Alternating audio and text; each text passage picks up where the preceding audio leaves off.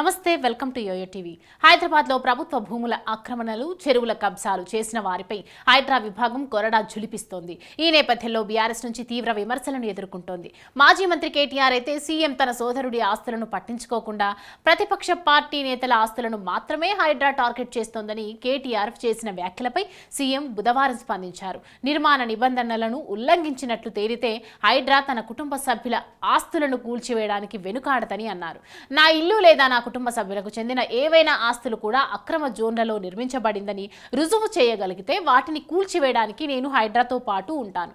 అక్రమంగా ఆస్తులు కట్టుకున్నారా లేదా అనేది తేల్చే నిజా నిర్ధారణ కమిటీకి కేటీఆర్, హరీష్ రావు నాయకత్వం వహించాలని కోరుకుంటున్నాను. నా ఇల్లు అక్రమమని తేలితే వెంటనే కూల్చివేస్తానని సీఎం రేవంత్ బహిరంగంగానే చెప్పారు. అలా చెప్పిన 24 గంటలైనా గడవక ముందే తానేంటో నిరూపించుకున్నారు. స్వయాన సీఎం రేవంత్ రెడ్డి సోదరుడు తిరుపతి రెడ్డి నివాసానికి హైడ్రా అధికారులు నోటీసులను అంటించారు.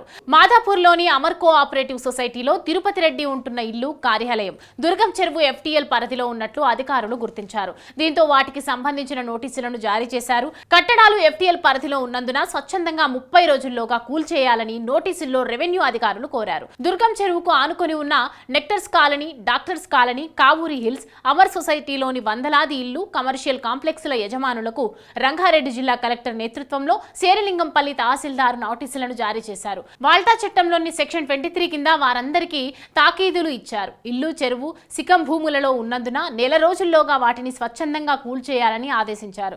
లేదంటే తామే కూల్చివేతలు చేపడతామని వార్నింగ్ కూడా ఇచ్చారు. దుర్గం చెరువు FTL కు సంబంధించిన GHMC వేసిన హద్దురాళ్లను ఎవరూ పట్టించుకోవడం లేదు. వాటిని దాటేసి చెరువు సగం భాగంలోకి నివాస ప్రాంతాలు, వాణిజ్య సముదాయాలు చొచ్చుకుపోయాయని అధికార వర్గాలు తెలిపాయి. ఇదిలా ఉంటే నోటీసుల విషయం తెలుసుకున్న సొంత పార్టీ నేతలు సైతం దట్ ఈస్ రేవంత్ అంటూ ప్రశంసిస్తున్నారు. అలాగే ఇప్పుడు ఏమంటారు కేటీఆర్ అంటూ కౌంటర్ వేస్తున్నారు.